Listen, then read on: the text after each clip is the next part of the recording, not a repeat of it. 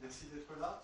Donc ce soir, Angèle, qui a passé un mois de résidence à Lumière d'Ancre, qui termine sa résidence maintenant, et qui a travaillé, entre autres, donc la thématique était la frontière, ou les ponts entre les ponts entre les rives et tout ça.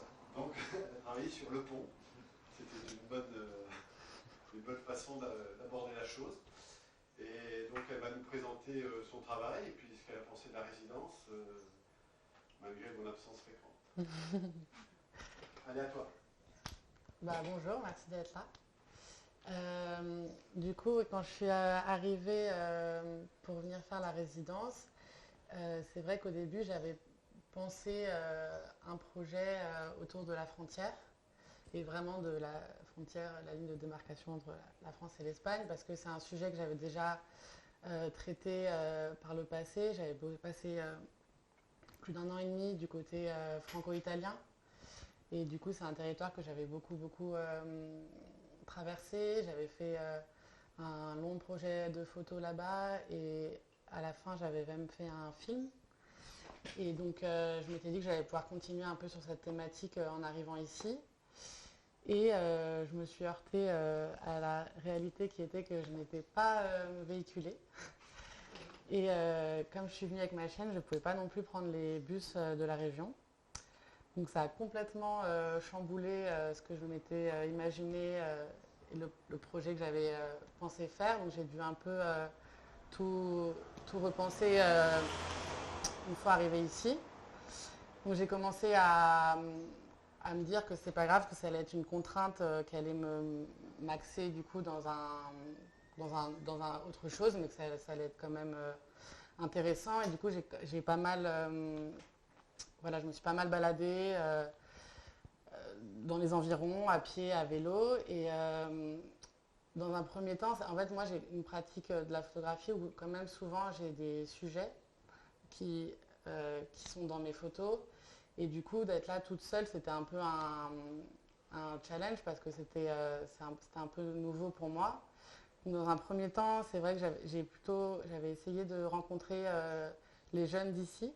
J'avais pris un autre tournant. J'avais commencé à rencontrer des jeunes d'ici. J'ai fait une série de photos un peu avec du coup les adolescents de Serré qui traînaient à la sortie des cours, etc. Et j'avais en tête quand même cette histoire du pont parce que quand je suis arrivée, du coup, une amie Claude m'avait raconté ça parce qu'on avait parlé pas mal de mon travail, de ce que j'avais fait avant. Et je lui avais raconté que j'étais allée il y a maintenant 3 ans à Notre-Dame-des-Landes, qui est donc voilà, un espace rural qui a été mis en danger par le projet d'aéroport. Et j'étais allée aussi là-bas faire des photos et du coup ça l'avait fait rebondir sur ce qui se passe ici avec le pont à Céret.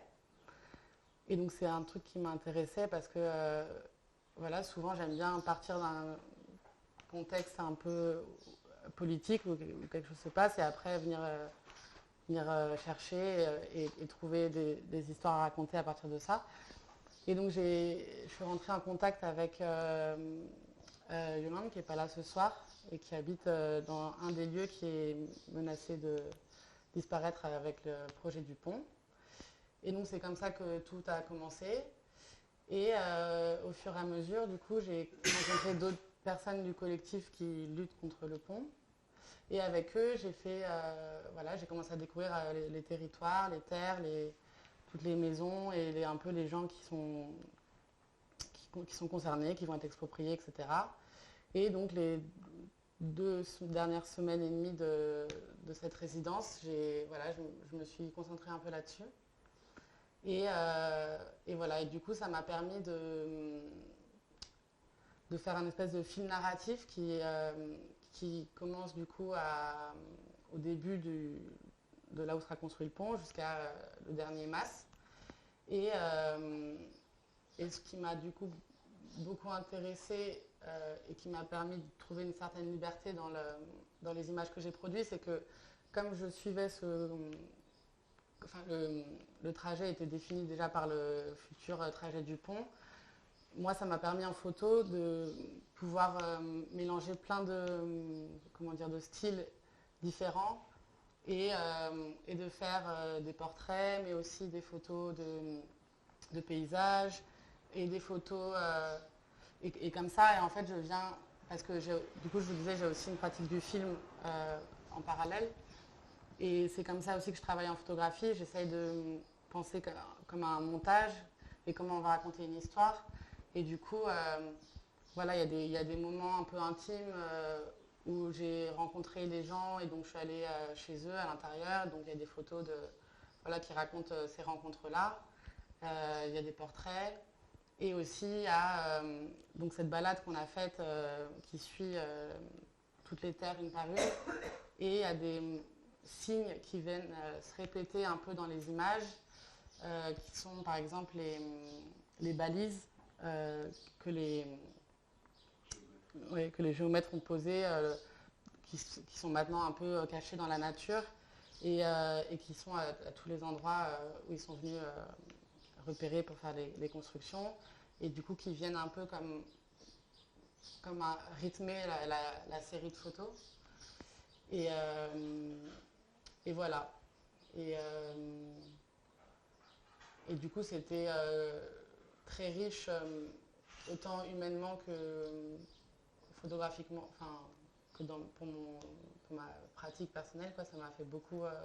C'est la première fois que je travaillais comme ça aussi moi, dans ma pratique, qui est toute jeune. Enfin, je sors de l'école, je suis sortie de l'école il y a 1 an.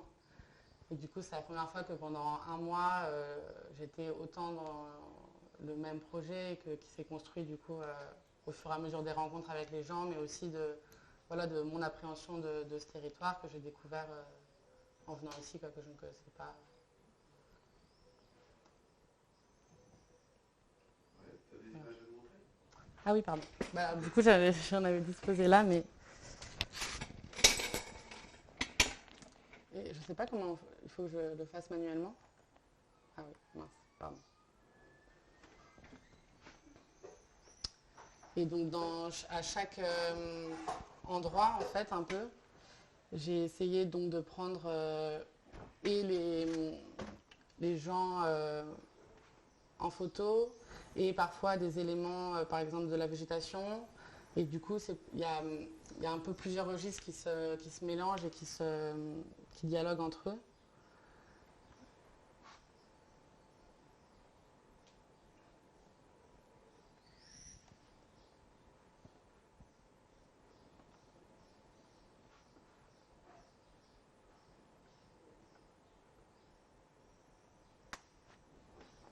Et aussi, ce qui m'a beaucoup intéressée, et ce dont je me suis rendu compte, et ce qui est assez amusant, c'est que tous les gens concernés sont. Enfin, c'est un éventail assez rigolo et que, par exemple, il y a cette dame qui vit dans une casette juste à côté. euh, et voilà, qui a construit, ça fait 18 ans qu'elle est là et qui a construit un peu sa maison sans rien demander à personne. Elle a trouvé cette casette libre et personne ne l'a jamais délogée. Et du coup, il y a elle, et puis à côté, il y a du coup Yolande qui est là, avec, qui vit dans un masque qui a une histoire hyper chargée parce que euh, pendant l'époque franquiste, c'est des gens qui étaient des résistants, qui aidaient les, les réfugiés à traverser la frontière. Et, et voilà, il y a plein d'histoires très différentes qui se mélangent et plein de gens qui s'associent.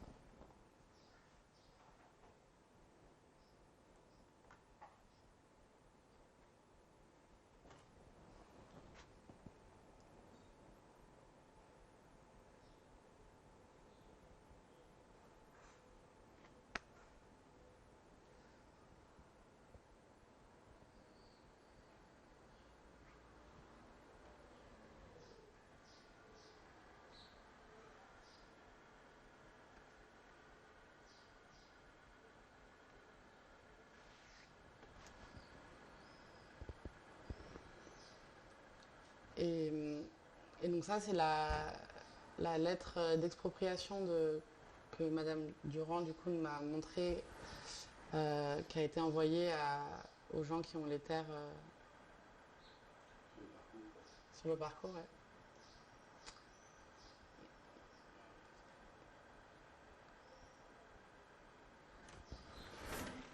Et qui est une lettre très, enfin bien sûr très, très froide et très administrative et qui,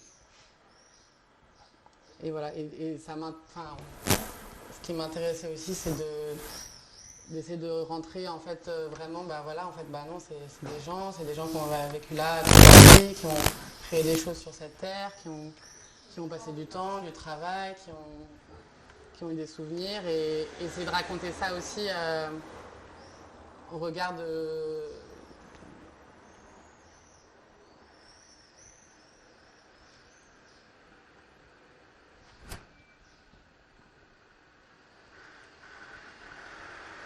Ça va pas plus loin. Il y a aussi une richesse sociologique, on va dire, sur ce tracé. Et alors, ça, si j'ai orienté Angèle, entre autres, là-dessus, enfin, si je lui ai proposé cette histoire, c'est que c'est aussi une histoire de frontières, ce pont. Ce pont, c'est une frontière parce qu'on est à la frontière de la ville, en fait. On s'aperçoit que c'est un territoire qui est limitrophe de la ville, entre la ville et la campagne, en fait, enfin la ville, le grand village qui est serré, la campagne. Et on est sur les marges, en fait. On est sur les marges de la zone industrielle, on est sur les marges de la ville, du côté de Nogarel et tout ça. Et en même temps, on est à une frontière entre deux espaces, et on est aussi avec une histoire d'impôt qui normalement qui doit relier deux choses. Donc voilà la manière dont on l'abordera d'un point de vue théorique par rapport à la thématique de la frontière, puisque la résidence qui se termine là pour Angèle est une résidence euro-régionale. Donc en même temps, on a Angèle chez nous et à Minorque, il y a aussi un couple d'artistes qui fait un travail de création pendant le mois de juillet. Les deux seront présentés, le résultat final sera présenté d'une part à Photonimo, au festival Photonimo qui aura lieu entre le 18 et le 26 septembre à Cerbère, Portbou et Choléra. Puis de nouveau, il sera représenté ici en début 2022. Et dans les deux cas, sous forme d'affiches en extérieur. Donc ici, ça peut être rigolo, les affiches sur le pont, on verra bien comment ça va. Alors, en même temps, c'est pas un reportage, hein, c'est pas une vision de reportage, ou c'est pas un parti pris, effectivement. Angèle a suivi un côté des protagonistes autour de ce film. Mais c'est pas. Enfin, moi, je ne le prends pas comme un parti pris, une fois, je pense que c'est plus une expérience de rencontre et sensible.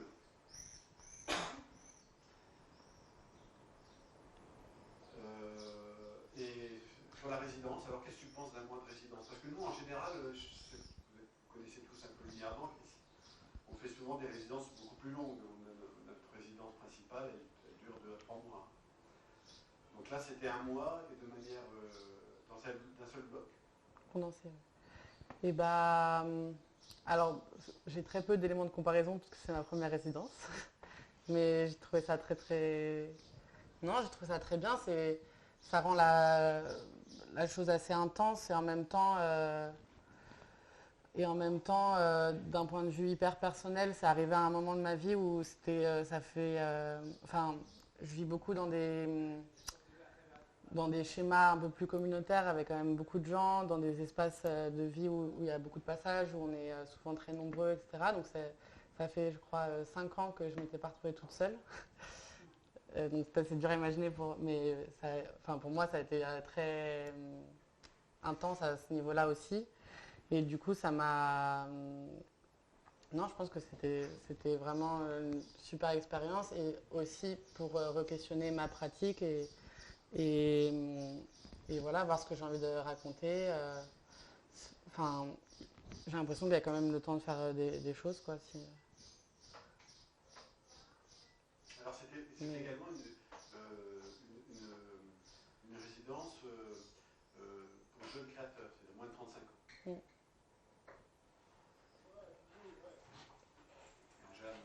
Et j'ai moins de 35 ans. Ouais. Bah, non, mais c'est surtout que c'est des... Enfin,